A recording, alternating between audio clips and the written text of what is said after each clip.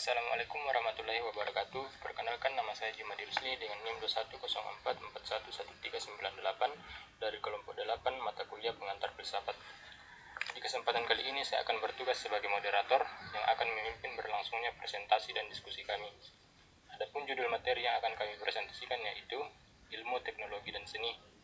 Sebelum kami memulai pemaparan materi, terlebih dahulu saya akan memperkenalkan anggota kelompok kami yang beranggotakan 4 orang. Yang pertama, saya sendiri sebagai moderator. Kedua, Nurfadila Ramadhani Kusnan dengan NIM 21044411393 sebagai pemateri pertama.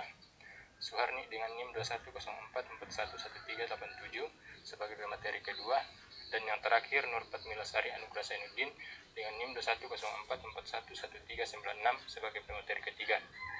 Baik, untuk mempersingkat waktu, saya persilakan pemateri untuk memaparkan materi dan kepada teman-teman untuk menyimak pemaparan materi kami.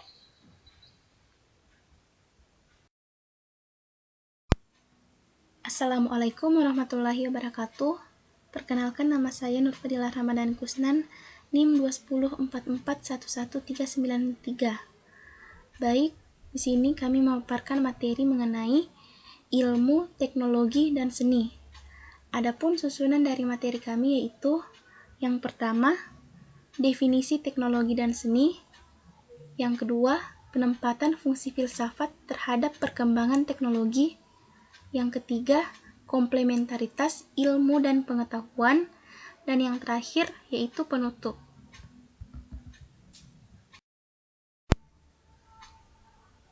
Dimensi ilmu, teknologi, dan seni.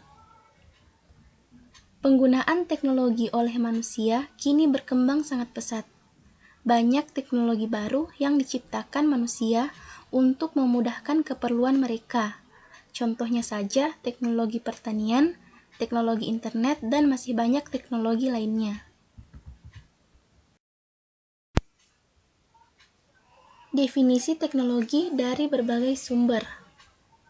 Yang pertama, menurut Purbahawaja Harhab, yaitu teknologi adalah ilmu yang menyelidiki cara-cara kerja di dalam teknik, serta ilmu pengetahuan yang digunakan dalam pabrik-pabrik dan industri.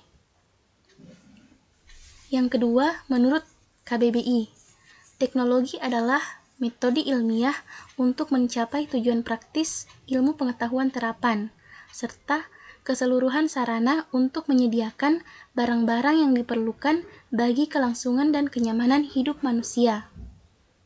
Yang ketiga, menurut Miyarso, teknologi adalah proses yang meningkatkan nilai tambah. Proses tersebut menggunakan atau menghasilkan suatu produk. Produk yang dihasilkan tidak terpisah dari produk lain yang telah ada, karena itu menjadi bagian integral dari suatu sistem. Dan yang keempat, definisi teknologi secara umum. Teknologi adalah kemampuan menerapkan suatu pengetahuan dan kepandaian membuat sesuatu yang berkenaan pengetahuan dengan suatu produk, yang berhubungan dengan seni, serta berlandasan pengetahuan ilmu eksakta berdasarkan pada aplikasi dan implementasi ilmu pengetahuan itu sendiri.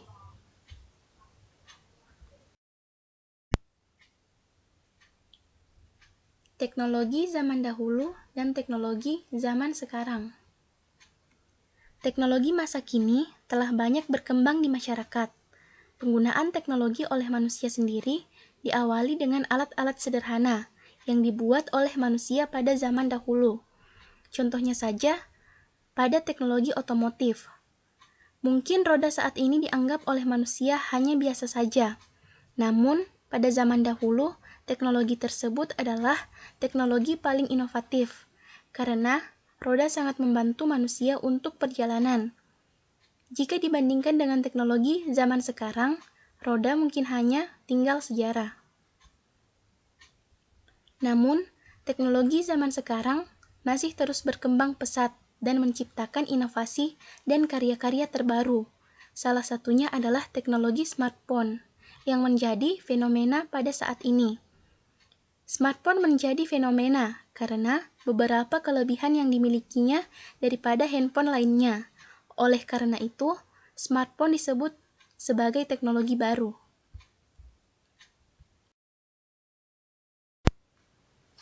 Baik, saya akan melanjutkan pemaparan materi dari Nur Fadila, yaitu definisi seni menurut KBBI dan beberapa ahli.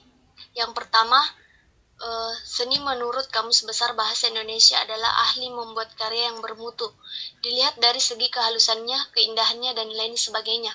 Yang kedua, Aristoteles, seni adalah peniruan terhadap alam tetapi sifatnya harus ideal. Yang ketiga, Ki Hajar Dewantara, seni adalah segala perbuatan manusia yang timbul dari perasaan dan sifat indah, sehingga menggerakkan jiwa perasaan manusia. Yang keempat, Ensiklopedia Indonesia, seni adalah menciptakan segala hal atau benda yang karena keindahannya orang senang melihatnya atau mendengarkannya.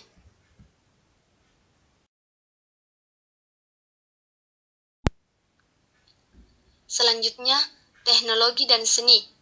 Pengembangan ilmu, teknologi, dan seni terjadi pada saat adanya akumulasi budaya yang berdasarkan pengembangan kebudayaan di dalam kehidupan sosial, sehingga pada diri manusia muncul, yaitu yang pertama, pengembangan konsep dirinya bergerak dari seorang pribadi yang bergantung ke arah pribadi yang mandiri.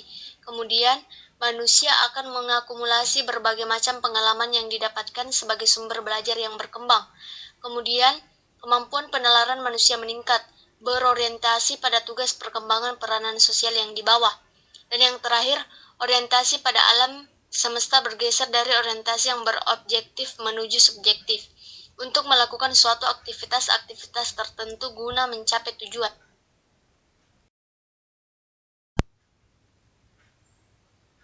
Definisi teknologi dan seni. Jadi, teknologi dan seni merupakan penerapan ilmu dasar untuk memecahkan masalah, guna mencapai suatu tujuan tertentu. Sedangkan ilmu dasar atau teori murninya mungkin diperoleh dengan jalan membersihkan pengetahuan dari dorongan dan kepentingan manusiawi, walaupun berpaham rasionalis ataupun empiris. Dengan demikian, teknologi dan seni bersifat subjektif, karena digunakan untuk tujuan tertentu yang bergantung pada penguasa teknologi dan seni. Tetapi, tetap harus diikuti norma moral etika kemasyarakatan yang luas.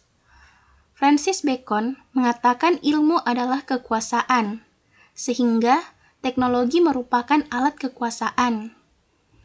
Akan tetapi, bukan berarti kita menggunakannya secara semena-mena, karena ada istilah ilmu amaliyah dan amal ilmiah, yang berarti ilmu harus diamalkan dan tiap amalan harus bersifat ilmiah.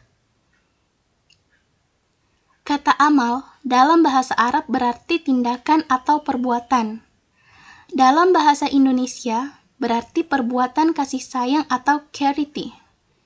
Jadi, ilmu itu harus berguna bagi orang lain, bukan hanya untuk memuaskan kepentingan pemiliknya sendiri.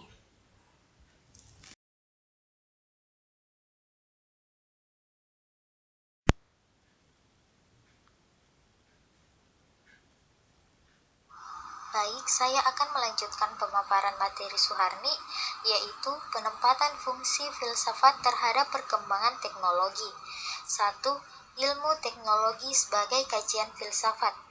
Filsafat dan ilmu adalah dua yang saling terkait, baik secara substansial maupun historis, karena kelahiran ilmu tidak lepas dari peranan filsafat. Sebaliknya, perkembangan ilmu memperkuat keberadaan filsafat. Ilmu semakin subur dan terjadi sekat-sekat antara ilmu lainnya. Di samping berkembang dengan pesat, timbul rasa kekhawatiran yang dapat mengeliminir peran manusia tanpa sadar dapat diperbudak ilmu teknologi. Kedua, fungsi filsafat dalam mengkaji teknologi dan seni. Studi filsafat semakin menjadikan orang mampu untuk menangani pertanyaan mendasar manusia yang tidak terletak dalam wewenang metodis ilmu-ilmu khusus. Jadi, filsafat membantu untuk mendalami pertanyaan-pertanyaan asasi manusia tentang realitas atau filsafat teoritis dan lingkup tanggung jawabnya atau filsafat praktis.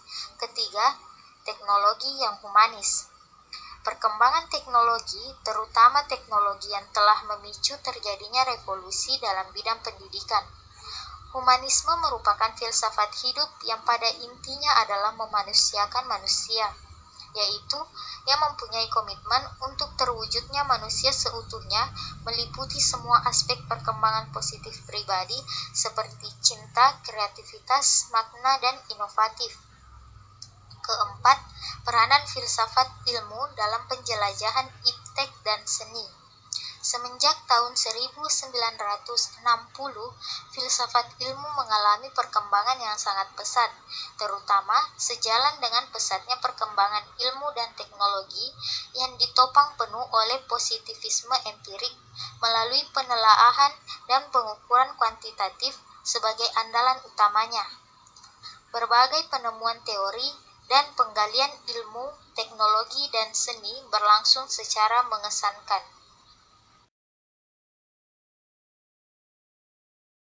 Selanjutnya yaitu komplementaritas ilmu dan pengetahuan. Manusia sebagai pelaku atau homo faber, yaitu makhluk yang membuat alat. Kemampuan membuat alat tersebut dimungkinkan oleh pengetahuan. Perpaduan antara ilmu dan pengetahuan dapat menciptakan alat sehingga ilmu dan pengetahuan komplementer atau saling melengkapi. Evolusi ataupun revolusi peradaban dan kebudayaan, maka moral harus mampu memberi arah bagi pengembangan ilmu, teknologi, dan seni, bahkan agama merupakan landasan berpijak pengembangan ilmu dengan keutamaan bagi kemaslahatan manusia yang menggali ilmu itu sendiri. Ilmu tanpa agama adalah buta, dan agama tanpa ilmu adalah rapuh. Selanjutnya penutup.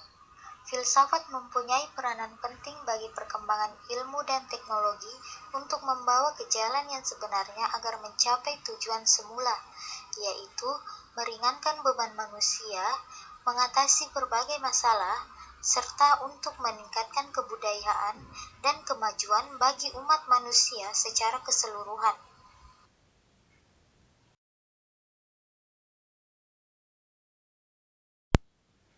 Baik, itulah penyampaian materi dari kami. Semoga apa yang kami sampaikan dapat bermanfaat bagi teman-teman sekalian.